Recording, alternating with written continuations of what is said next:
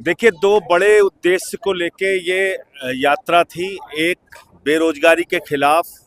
आज नौजवान paper leak से परेशान है, किसान बेरोजगारी से परेशान है, महिलाओं के पास कोई रोजगार नहीं है, बुनकरों का रोजगार बर्बाद हो रहा है, रेहड़ी पटरी वालों के दुकान पे बुलडोजर चलाया जा रहा है। तो सबका रोजगार देने के बजाय छीना जा रहा है।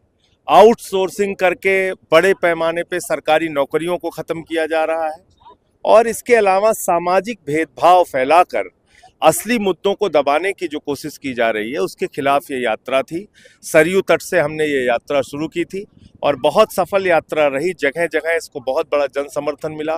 कहीं किसान आगे आए, कहीं आशा बहुएं आई, कहीं आपने देखा होगा कल प्रयागराज में छात्र बड़ी संख्या में इस यात्रा को समर्थन देने के लिए आए। मनरेगा के मजदूर आए, वित्त विहीन शिक्षक आए, शिक्षक वर्ग के लोग आए, शिक्षा मित्र आए, तमाम लोग आए इस यात्रा को समर्थन देने के लिए। तो हमारा ऐसा मानना है कि संविधान से ऊपर कोई नहीं है और आज संविधान को जिस तरह से उत्तर प्रदेश में खत्म किया जा रहा है, आज जिस तरह से दलितों के खिलाफ, पिछड़ों के खिलाफ अत्याचार फैलाया जा रहा है, मुसलमानों के खिलाफ अत्याचार किया जा रहा है, ये ठीक बात नहीं है। बुलडोजर से किसी भी राज्य और देश का भला नहीं होता है। नफरत से एक परिवार भी आगे नहीं बढ़ सकता। गांव, शहर, राज्य और देश तो बहुत बड़ी बात है। तो इसलिए मुझे लगता है कि हम अपने उद्देश्य में काफ़ी हद तक सफल रहे हैं और आज अभी जनसभा भी है गिरजाघर, पत्थर गिरजाघर सिविल लाइंस में। ये एक दिन का मामला नहीं है, ये 8 चरणों में यात्रा चलेगी। ये 13 दिन का पहला चरण की यात्रा थी, इसके बाद 8 अलग अलग चरणों में ये यात्रा चलेगी। पूरे उत्तर प्रदेश को हम जोड़ने का काम करेंगे इस मुद्दे के साथ। अयोध्या में एक ध्वजारोहण का प्रोग्राम है, 6,000 से ज्यादा लोग शामिल हो गए, उनमें 3 खटिक की शामिल होने की सामने बात आ रही है। 6,000 में सिर्फ 3 खटिक?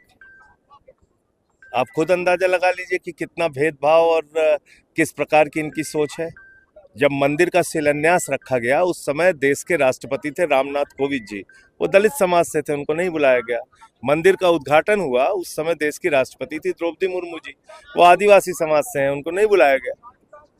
तो ये भेदभाव की जो आरएसएस है, वहां तो 100 साल में एक भी दलित, पिछड़ा और आदिवासी आज तक आरएसएस का प्रमुख नहीं हुआ। तो इसलिए मैं कह रहा हूं ना कि इनकी कथनी और करनी में बहुत भेद है। बात तो राम राज्य की करते हैं, प्रभु श्री राम की करते हैं। प्रभु श्री राम ने तो शबरी के जूठे बेर खाए, भालू बानरों की सेना बना के उन्होंने रावण का नाश किया। तो आप राम का तो सबसे बड़ा आदर्श ही यही था कि सबके साथ समान दृष्टि से न्याय, जो यूपी में नहीं हो रहा है। तो जब ध्वजारोहण करने के लिए आ रहे हैं प्रधानमंत्री जी, तो वो इस बात को बताएं, लोगों के सामने उजागर करें। 100% भेदभाव हो रहा है, 100% भेदभाव हो रहा है। आज प्रयागराज में पहुंचे हुए हैं जहां पर उनमें 3 खटिक भी शामिल होने की सामने बात आ रही है। 6,000 में सिर्फ 3 खटिक? आप खुद अंदाजा लगा लीजिए कि कितना भेदभाव और किस प्रकार की इनकी सोच है। जब मंदिर का शिलान्यास रखा गया, उस समय देश के राष्ट्रपति थे रामनाथ कोविंद जी, वो दलित समाज से थे, उनको नहीं बुलाया गया।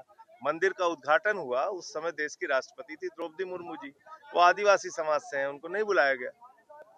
तो ये भेदभाव की जो आरएसएस है, वहां तो 100 साल में एक भी दलित, पिछड़ा और आदिवासी आज तक आरएसएस का प्रमुख नहीं हुआ।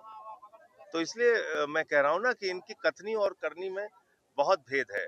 बात तो राम राज्य की करते हैं, प्रभु श्री राम की करते हैं। प्रभु श्री राम ने तो शबरी के जूठे बेर खाए, भालू बानरों की सेना बना के उन्होंने रावण का नाश किया।